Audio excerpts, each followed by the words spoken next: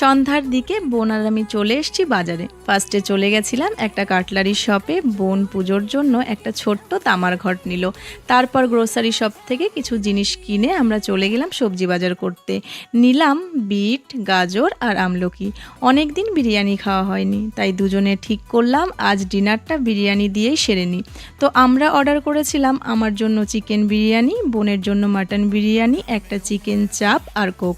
খাওয়া দাওয়া সেরে বাড়ির জন্য এক প্লেট বিরিয়ানি নিয়ে চলে এলাম মিও মোড়ে। দুটো পেস্ট্রি নিয়ে গুটি গুটি পথে বাড়ির দিকে রওনা দিলাম। উষসী, মৌসুমি, শ্যামনগর থেকে রীতিপ্রিয়া, দুবরাজপুর থেকে সুনয়না, বালুরঘাট থেকে অন্বেষা, অনেক ভালোবাসা রইল তোমাদের জন্য। বাড়িতে এসে পেস্ট্রি খেয়ে দিদিকে ডেকে নিলাম আইব্রোস করার জন্য। আর যে বিরিয়ানিটা এনেছিলাম সেটা দিয়ে দিলাম একতা আর সৌম্যকে। আর ওরা তো বিরিয়ানি পেয়ে বেশ খুশি হয়েছিল। আজ তবে আসছি, কাল দেখা হচ্ছে।